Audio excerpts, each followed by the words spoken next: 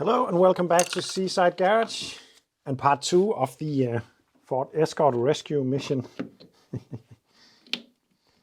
I am going to remove the coolant reservoir and the servo reservoir because I want to change the cam belt. So I would like to take the valve cover off and all the plastic bits, and to make it a bit easier, I want as much access as I can.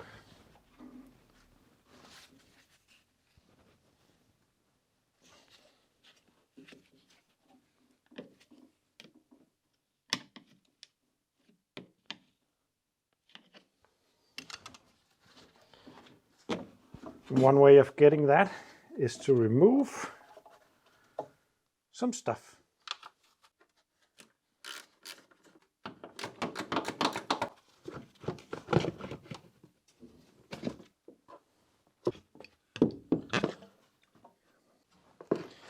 The servo system, I actually filled a half a liter of servo fluid into this car yesterday because I thought then maybe I can pinpoint that leak.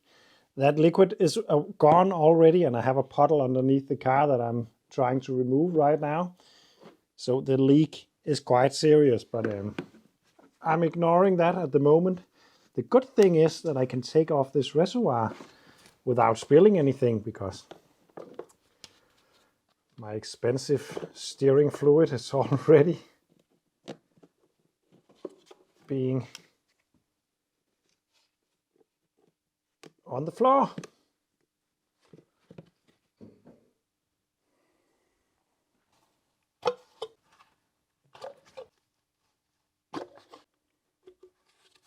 Because take a look at down there, it's a swamp.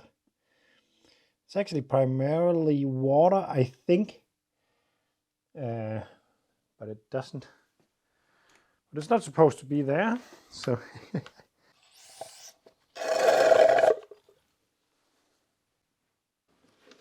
So far, this car is really nice to work on. Simple, and nothing has broken yet.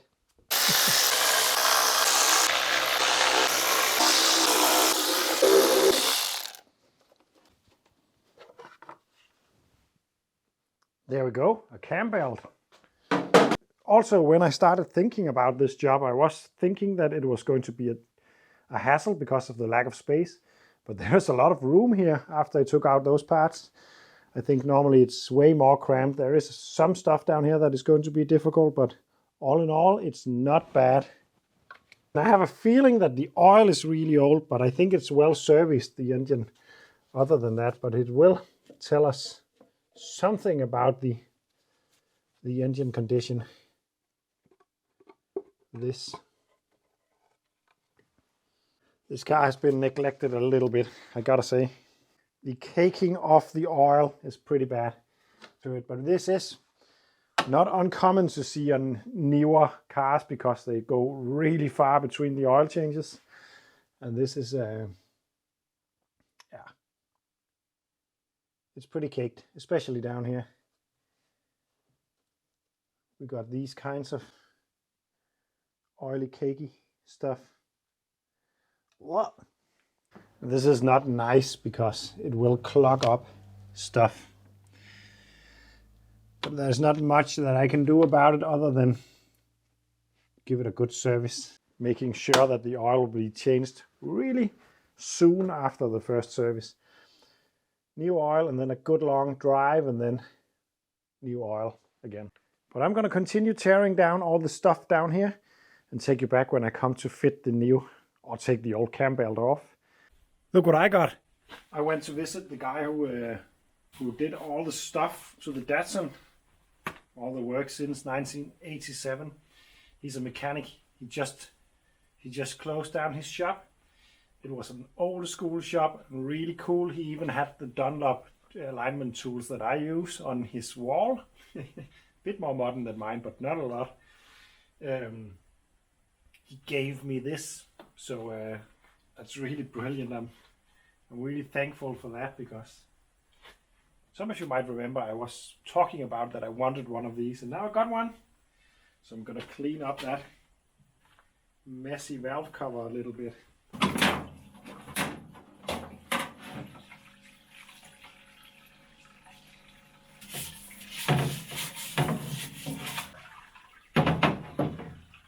So after a bit of cleaning in this, I've just washed it off with water. It's way better. I haven't removed everything in here, but it's a lot better. I will do that a little bit later because I decided something. This is pretty simple setup. There is this oil deflector thingy in here that I took out. This makes it possible to actually throw it in my blaster and clean it up nicely on the outside, because it is easy to make sure that there are no beads in here, because I can clean it out really good. So I'm going to throw this into the sandblaster for a bit.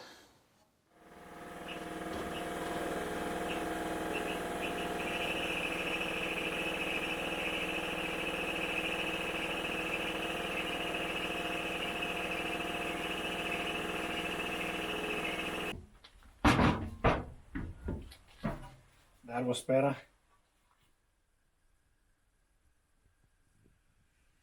Okay, so I got all the covers off and are getting ready to set the engine on TDC to remove the cam belt. Then I would like to change the water pump down there also.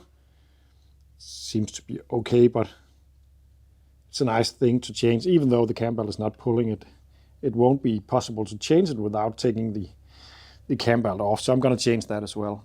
We have a mark on the flywheel. It's up there right now. It is supposed to be down here. So let's turn that. That is right about there. And looking at the valves, it looks like it is top dead center compression stroke on this one. And now I have a special tool. Very special. This is supposed to fit between the cams back here.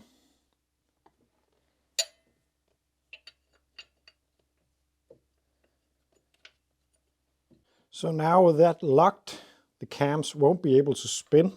So now that I know that the timing marks all line up, I'm going to do one more thing to make sure that I put it on the right way. I'm going to put a spot of paint on it like this, and 2 on this, 3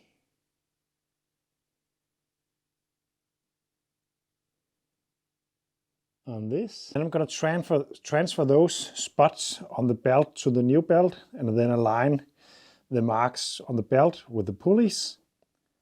And then I will know for sure that it is on, that it's put on exactly the same as I took it off.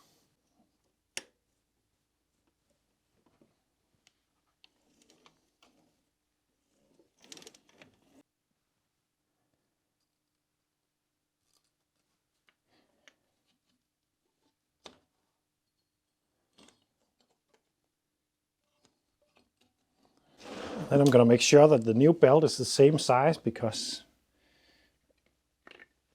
very often there is differences from year to year between tooth amounts and stuff like that. And then I'm going to transfer those points. I really like to double check this a couple of times before. This should be ready to be put on. Another tip is that when you're finished marking up the old one or the new one, then get rid of the old one. I have actually fitted an old cam belt a couple of times before noticing, which is a bit of a shame. But before fitting the new one, I would like to take the old water pump off and the idle pulley and tensioner and all that. So let's go ahead and do that. And look at the hardware once again. Oh, there was this one. But other than that, could be the original water pump also. It's just a coolant line down here I need to undo. Whoops. This one also looks, it could have been reused, no problem. But I have nothing better to use my money for than buying new stuff for the Escort. So a new pump is going in. Yeah. Or this one on the other hand. And this one, wow, also really worn in. These will be really good to change, because if these jams up, and this one could be pretty close to that actually, these can actually cause a Cambelt failure, which can wreck the entire engine. I think this could have been standing still from time to time. This was close to becoming really bad for this engine. Why didn't you say so? I forgot to wear gloves. I have to go in and clean up. But take a look at the bores in there. It also looks just completely perfect. No corrosion whatsoever. That is really nice to see. This engine is in good health, other than the really neglected oil change. Or maybe they just do that, I don't know. But it doesn't look good. It looks completely baked in. So, but other than that, it's pretty good. And then a new water pump with the gasket goes in. And then coolant hose. Coolant hose needs to go on. That's the water pump done. So there we go, 2 idler pulleys. Nice and smooth feeling. These are important to check and swap when you change the Cambelt. I think very often when a Cambelt snaps, it's not actually the Cambelt that snapped. Well, it is, but the reason for it snapping is something like those. This could be the reason for a expensive complete engine rebuild. Just this little bearing, so it's important to check and change. A new idler pulley. And then let's fit the belt.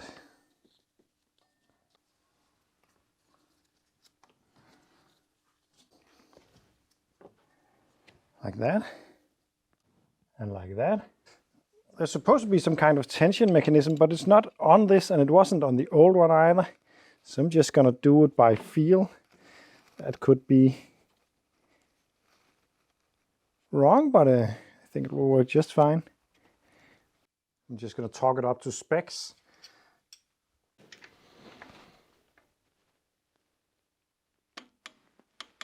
Like that. So now I will remove that locking thing in the back.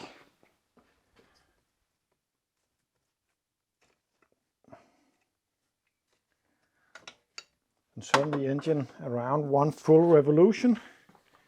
And then the marking should still line up, just to test it.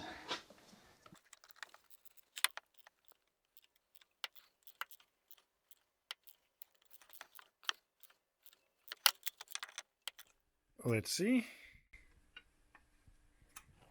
Oh yeah, it fits perfectly after 1 full revolution of the valve train and everything. So the Cambelt change seems to be a success. I'm going to fit up everything now, all the plastic bits and all that.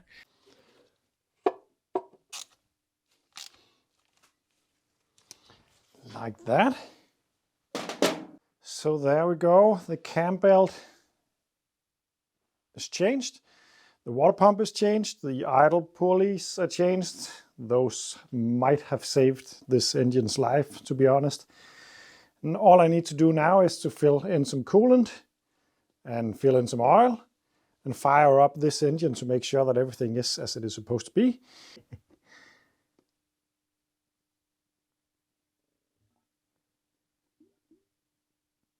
And I also fitted a new oil filter. So now it's time to fill in some fresh oil. I'm using a very cheap, very low quality oil, because this engine is caked in old oil. So what I want to do is to fill it up and drive it maybe 1,000 kilometers and then change it again. I might even redo that a couple of times to flush it out a bit. Part of me is tempted to try to run it with diesel oil instead of oil to clean it out, but that can also be risky, and this engine is running so nicely. If I hadn't seen the oily crap in there. I wouldn't have thought it was like that. It's not noisy in the valves or anything, so yeah. Now I want to fire it up and let it run with the radiator cap off, or the expansion cap off, and make sure that the coolant is circulating and the engine is actually working after the Cambelt swap. So let's try that.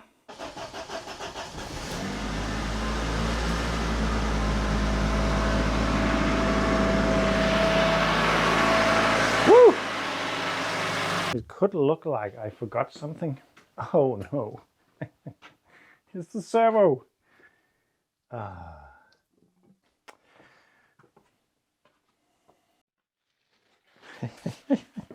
Okay, so after a little bit of cleaning, I just wanted to lube this part of the engine bay a little bit because it was so dry.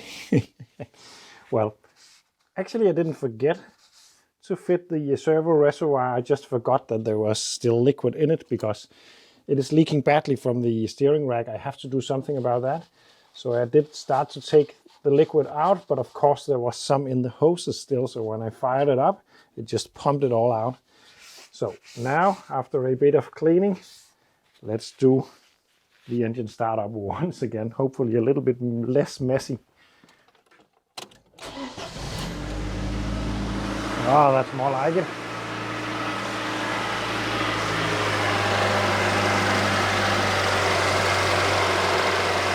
Sounding nice, really nice.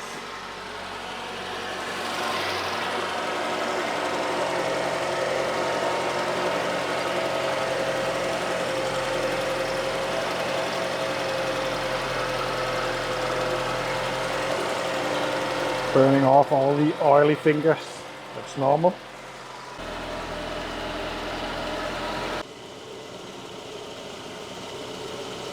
So this is all for part 2 of the Ford Escort rescue. But now the engine is running. I think it's even running better than before. New Cambelt, new coolant, new oil. It's just it's a little gem, this engine. I can't believe how smooth it's running considering it's so cruddy in the oil. Good little engine. See you in the next one.